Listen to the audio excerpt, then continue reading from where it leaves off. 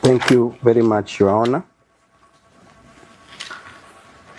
Your Honor, to reiterate on what my learned counsel has talked about, that the accused persons were arrested on the 24th day of June, and they are being presented before you on the 26th day of June, which is infringing on the rights of the accused persons, because, Your Honor, Article 49 of the Kenyan Constitution states clearly the rights of an arrested person, that an arrested person must be produced before a competent court of law within 24 hours, and further, that arrested person has a right to bail or bond. And Your Honor, you see the two accused persons having been arrested from 24th, they were denied even a police bond, knowing very well that they are persons who are known, well known in this country. And therefore, Your Honor, we are being told by the investigating officer that they have an application before you, a miscellaneous application, to further hold the accused persons for 10 more days. Your Honor, it's like we are doing things in a very opposite way, because the right way to do things according to the rules of natural justice is to investigate an offense or a crime and then make an arrest. But in our case, the IO was not even sure of the type of an offense to investigate, because they arrested first, then they come before you, Your Honor, with very flimsy reasons. They are on a fishing expedition to tell you that you be part of infringing on the rights of the two accused persons, that they want to hold the accused persons for a further 10 days without proper reasons. And that the first reason they are telling you is that they want to subject the exhibit, which are the phones, to forensic analysis. Your Honor, this can be done even in the absence of the accused persons. And if you look at the phone, the type of phones that the accused persons are using, Robert, the first suspect, is using a Nokia Kabambe. Nokia Kabambe, Your Honor, has no capacity. You can't access internet using such type of a phone.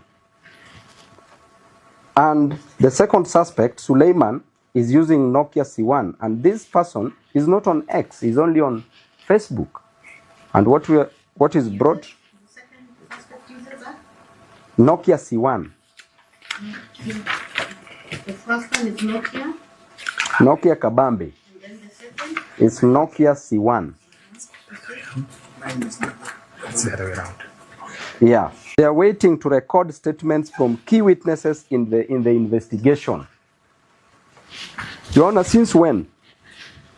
Because we ought to have assumed that they've finished with their investigation, they are bringing a proper case before you.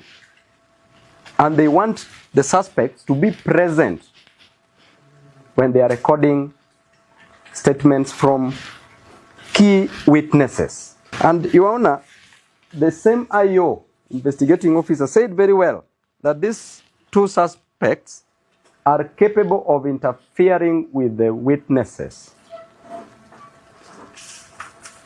And the witnesses that we always have in such cases, Your Honor, are always police officers.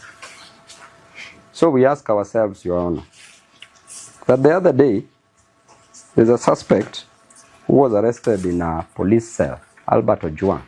was arrested, put in a police cell, and is alleged that he was killed by a police officer.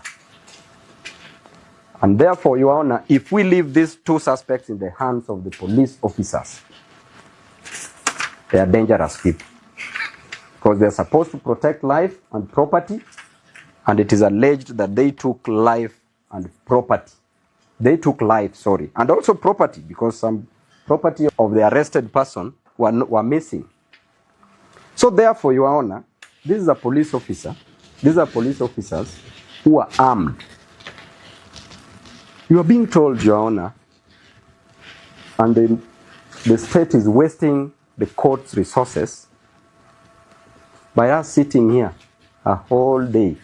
You are being told that these two gentlemen can interfere with police officers who are custodians of guns. And even if they were capable, which they are not, we have witness protection that can take care of this. And they are not proving the compelling reasons why the suspect should be held for a further 10 days. And Judge Ibrahim, as he was then called, in a case of the Republic versus Danson Ngunya and another, in 2010, described a right to bail as an inalienable right by holding that for you to prove compelling reasons, you must show that there is exceptional circumstance. In the case of the two suspects, there is none. Or unusual. This is a very usual case, which to some point was also declared unconstitutional, depending on how they will prove their case. And ordinary circumstances. And extraordinary circumstances, sorry, which is strong, rousing interest, attention, conviction. None of this, Your Honor, is watertight to justify the two suspects being held by the police officers. Another reason, Your Honor, we are being told about antecedents.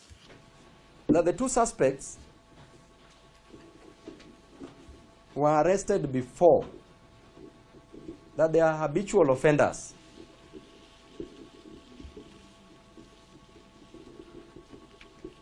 Your Honor, you know very well that every case must be treated with its own facts and merits. And even if they were convicted, which they were not, in the previous offenses, which they don't have, they've never been arrested,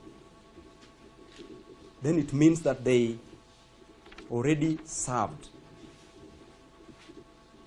They already dealt with that case. And this is a fresh case that is before you, Your Honor. And this reminds me to bring to your attention a case of Mills versus the Queen. A case of contemporaneous similar fact evidence.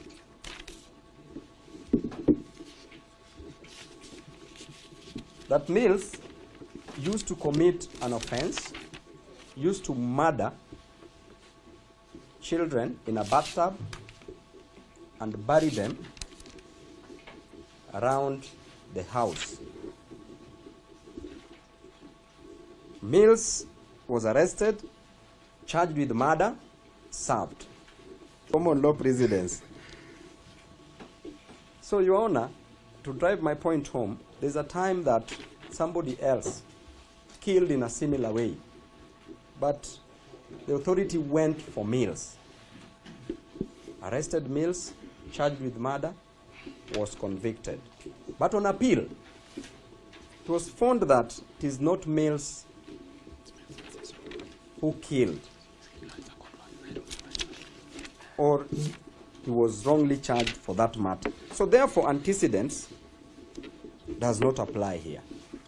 Another reason that we could be told that the two suspects are flight risks. Your Honor, the officers, police officers, arrested the two suspects from their houses, which means that they are aware, they know that they have a fixed abode. We can't be told that they don't have somewhere to stay or somewhere they'll be found, or they will run away. And Your Honor, even if that is the case, then the two suspects are Kenyans. They can deposit their documents in court,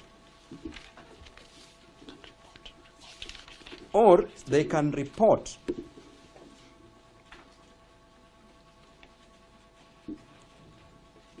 to the nearest police station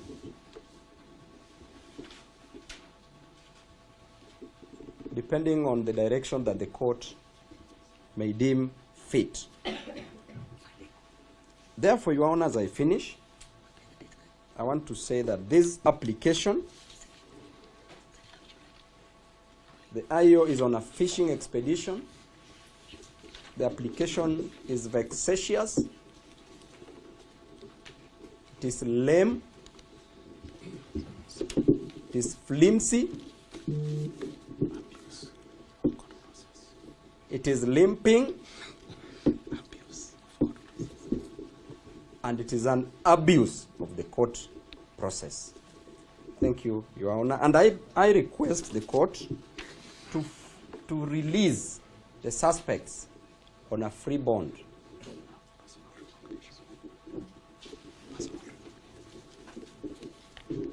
Thank you. This is the ruling of the court. Now, this court, on the onset of reading the application and hearing counsels for the suspects and the defense, deems that this matter has key issues to be addressed. Now, these are the following orders that the court has made. That the suspects, having interrogated both suspects, be put at Capitol Hill Police Station today, and I'll deliver a ruling tomorrow, the 27th day of June, 2025. These are the orders of the court. Okay? So I would want to assure and I pray that you will be safe until tomorrow. I take judicial notice of the sentiments by the counsels, and I will give a ruling tomorrow, the 27th day of June 2025. Interim, in case you need any medication, that should be accorded to you. It is a right, it's a human right issue. And then you come here tomorrow, the 27th day of June 2025. Okay, I'll give a ruling then.